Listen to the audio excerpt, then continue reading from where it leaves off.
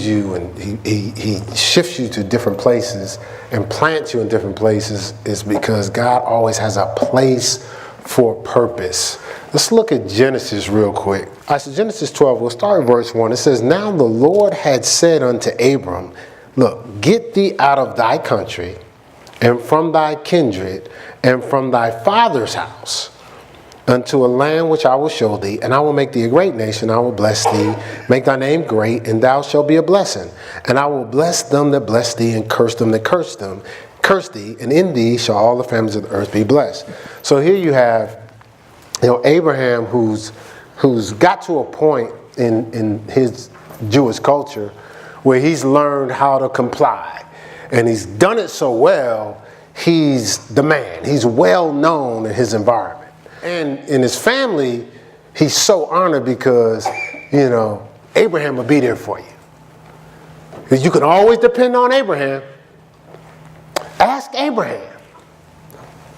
Yeah, Abraham would do it. Just get Abraham. Abraham would do it. Man, if anybody can figure it out, it's Abraham. So think about it. Everywhere you go, it's like everybody honors you. You the man.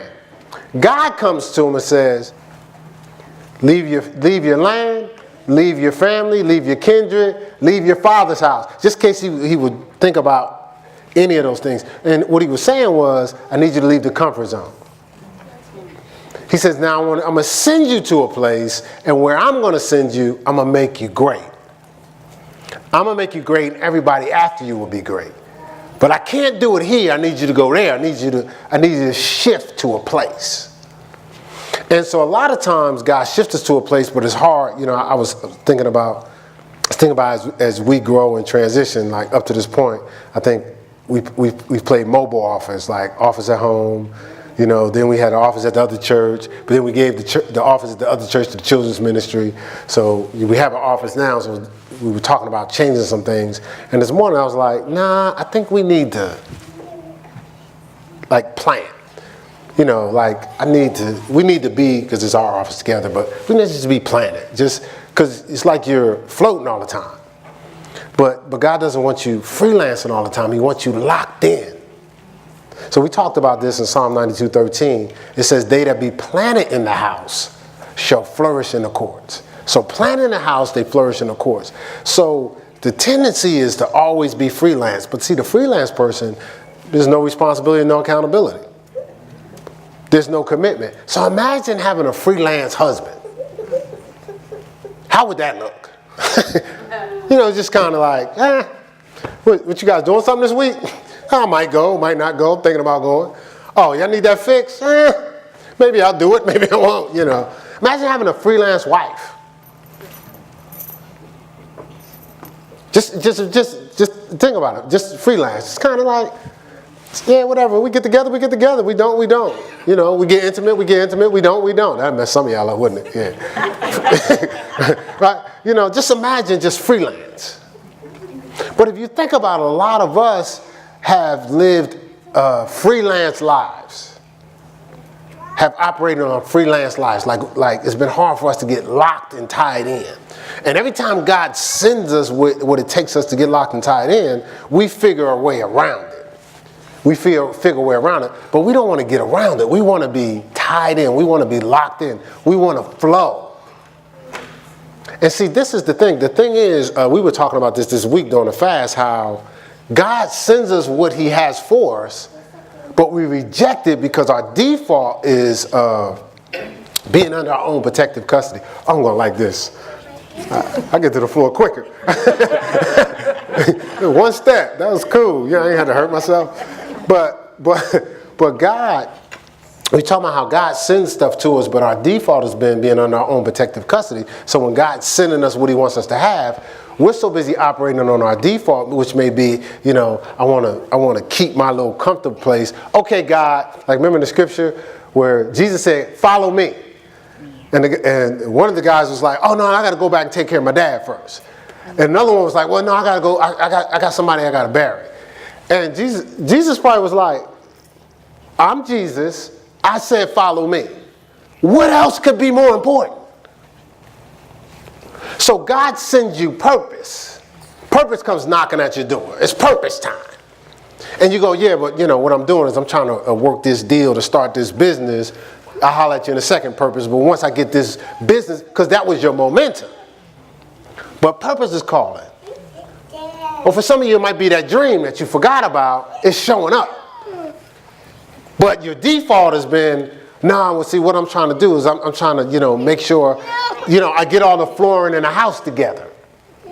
When I get all the flooring in the house together, then I could do purpose.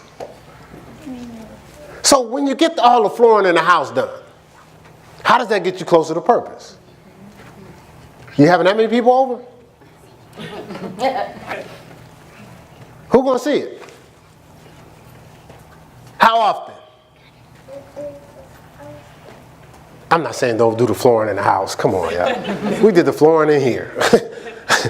I'm not saying though. What I'm saying is always keep your antenna up for purpose in that place. Right? Always keep your antenna up. So let's keep reading. Right, so we're talking about Abram. God said, I'm going to send you to a place. And if you study it out, Abram was going to Canaan. If you keep studying it out, you'll realize his dad was supposed to go there. But his dad took a detour. Abraham took a detour. Isaac took a detour. They all were supposed to go there. Now, when you read the story of the children of Israel, when they was going to the land of milk and honey, where did they end up? Canaan. But Abraham's dad was supposed to go there. So God had a place for purpose. And generation after generation, he was trying to fulfill that purpose. And they all kept taking detours into Egypt. Y'all know what Egypt represents? Bondage. They all actually took a side journey and compromised and went into bondage, where they was in a place of where they had limits, where God was trying to send them to an unlimited place. Each time, so you'll study. So it's like Minister Lamar. I need you, Kelly. I need you. I did that. Yeah. Oh. Yeah. So I guess I gotta be careful when I come on. Yeah, I can't be jumping around. Okay. All right. So we got you. You could just step up here. Then Kelly, you step behind him, and then Kyron, you come here. And y'all step up, Minister Lamar. All right. So God has a place for us to go. Now the scripture says in Matthew 7:13 that narrow is the way that leads to life and peace. So there's a narrow path. There's a narrow place that's going to give you life and peace. Life and peace, right? So God sends this guy. This is the first person to go.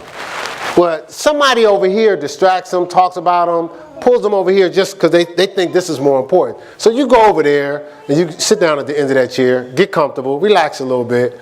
And so he goes over there and he gets comfortable. He figures out how to make himself comfortable outside of where God told him to go. See, because broad is the way that leads to death. All right, so now it's this guy's turn. So he's in the next generation. Because that generation, he partying and drinking. You're not partying and drinking, but just for the example, right? So he partying and drinking. But see, he doesn't see any momentum for where he's supposed to go, and he's despising him. This is dad. He's like, man, he's a trip, man. So he's not paying him no mind. And there was somebody out ahead of him, but he doesn't see that. So what you despise, you become, right? Y'all know that, right? So that just draws him over. And go to that next seat. Lamar, go to the next seat. Because he's going to take this one. Get comfortable. What you despise, you become. So he ends up following the same pattern. Right? Same pattern. So he's out there partying and drinking. So now it's his turn. I go that way, right? So now it's his turn. Keep going.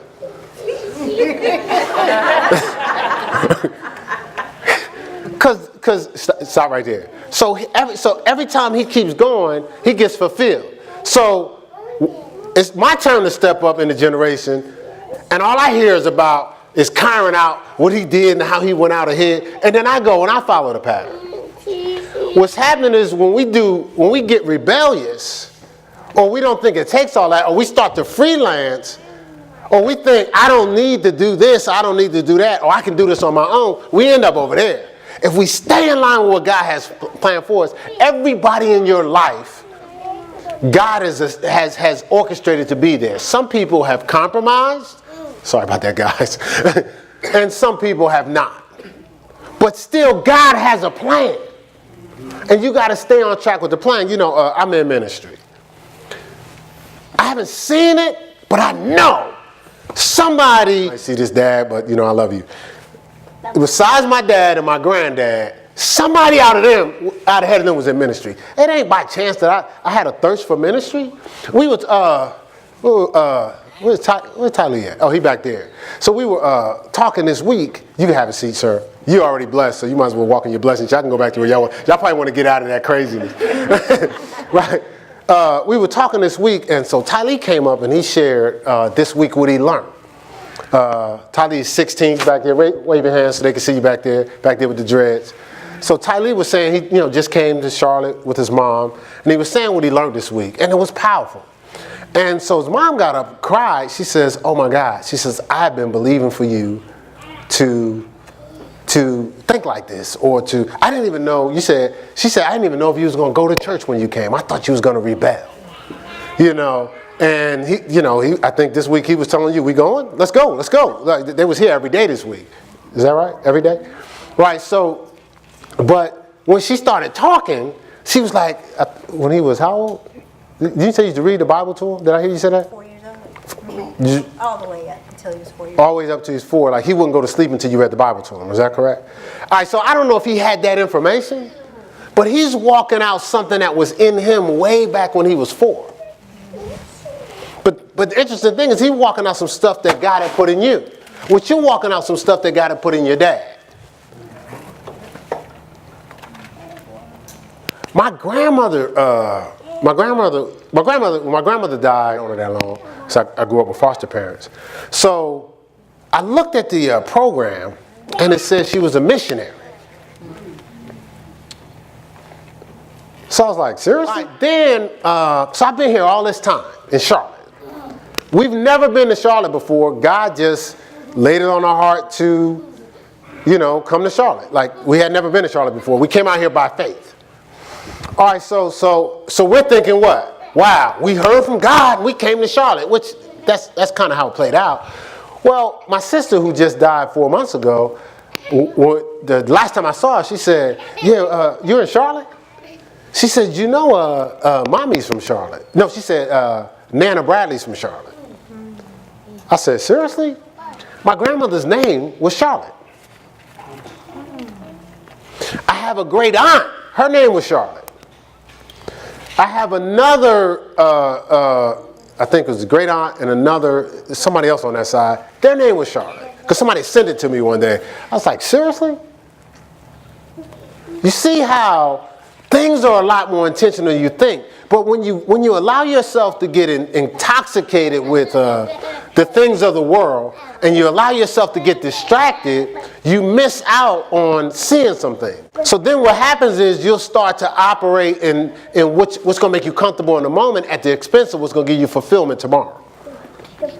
So you miss out on your place.